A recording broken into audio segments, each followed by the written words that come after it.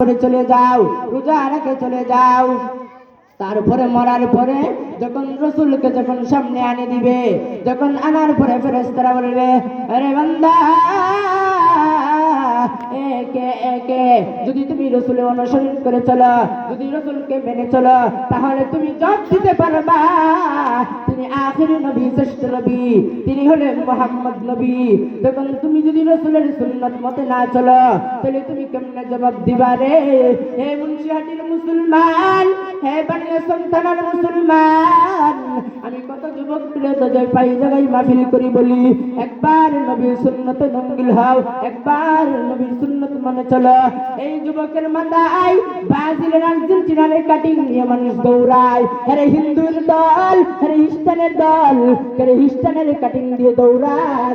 হে মুন্সিহাটির মুসলমান, আগামীকাল গিয়ে দেখবা কত মা বাধা দেয়, কত সন্তানকে মা বাপ বাধা দেয়, পুত্র সন্তান। এইভাবে কেন তুমি চুল কেটেছো? রসুলের সুন্নাত মতে চুল কাটলা না। মারে ওই সন্তানটা বলে, ও আব্বা মা, তুমি আমারে ভূত বইলা স্বীকার করলে করবা, না করলে নাই।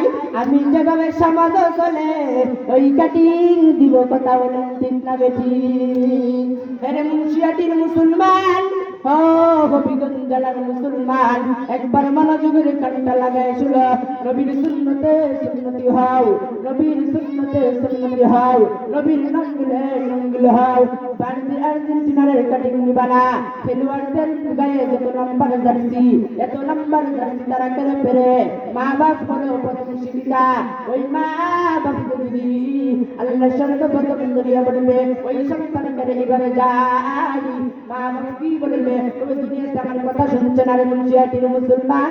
হে আল্লাহর গোলাম, মনোযোগের কানটা লাগায় শোনো, তুমি তোমার সন্তানকে বাধা দিবা।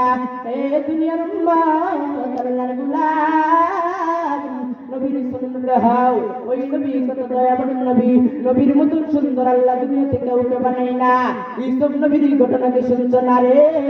ইসব নবীর আল্লাহ সুন্দরতা বানাইছে, দেখতে কে সুন্দর বানাইছে। আপনি আমার নবী মুহাম্মদকে, সুবহানাল্লাহ, ওই নবীর আল্লাহ এত মায়া করে বানাইছে, এত মহব্বত করে বানাইছে।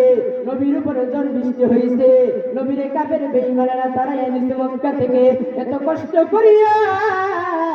নবী তারপর আমাদেরকে উপরে নামাজ আনলেন, আমাদের উপরে নামাজ কেন ফরজ করে দিলেন? মুসলমান, মুন্সিহাটির মুসলমান, ও জায়গা যাই তারাবির নামাজে মসজিদে ঠাই লই না, আর 5 ওয়াক্ত নামাজও মুসল্লি পাই না। যখন তারাবির নামাজও কেন যাই? সিন্নি হওয়ার জন্য যাই। হে মুন্সিহাটির মুসলমান, শুক্রবারে কেন এত মুসল্লি হয়? কিছু মানুষ যাই ইমাম সাহেবের ভুল ধরার জন্য, কিছু মানুষ যাই ইমাম সাহেবের কণ্ঠের বয়ান শোনার জন্য, কিছু মানুষ যাই জিলাপি হওয়ার জন্য। আমি এক ঘটনা দিয়ে বুঝাই রে মুন্সিহাটির মুসলমান। এক ব্যক্তি জিলাপি হওয়ার জন্য মসজিদে গেছে।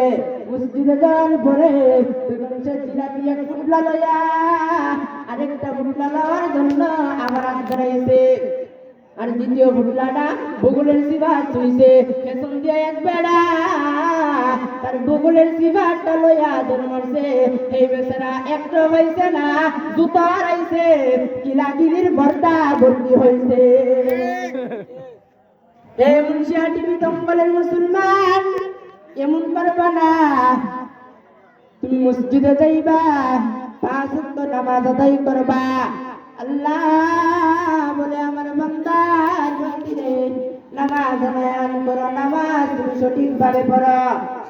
নামাজ পড়বা, তাকবীরে তাহরিমা পড়বা, আল্লাহু আকবার বলে যখন নিয়ত বাঁধবা, বাঁধার পরে সানা পড়বা, আউযু বিল্লাহ পড়বা, বিসমিল্লাহ পড়বা।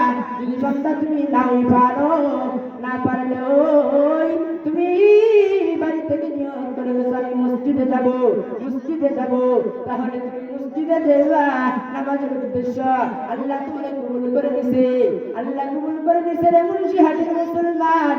ওই ব্যক্তিরা আমার ঘরে সেজদা দেওয়ার জন্য যায়। তাহলে নামাজ পড়তে হবে কি হবে না? হবে।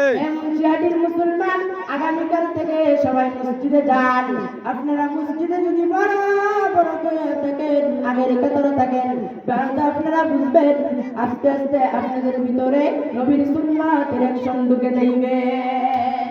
হুজুরে কি মসজিদের মধ্যে মিম্বরে বইসা নবীর সুন্নাতের বয়ান করে না, আমলের বয়ান করে না, ইমানের বয়ান করে না, তারপরেও কেন আপনাদের তাসির হয় না? তাসির হয় না আপনাদের ভিতরে অ্যাকশন হয়ে গেছে। আরে মুন্সিহাটির মুসলমান, আপনারা দেখবেন আর দুনিয়াতে যেভাবে চলেন না চলেন, আপনারা পাঁচ ওয়াক্ত নামাজ পড়বেন। আপনারা নামাজ পড়া কি নয়? আল্লাহ রাসূল বলেন ইফতাহুল জান্নাতিস সালাহ, নামাজ হলেন বেহেশতের চাবি। যেভাবে চাবি ছাড়া তালা খোলা যায় না, তুমি নামাজ ছাড়া জান্নাতের দরজা খোলা যাবে না।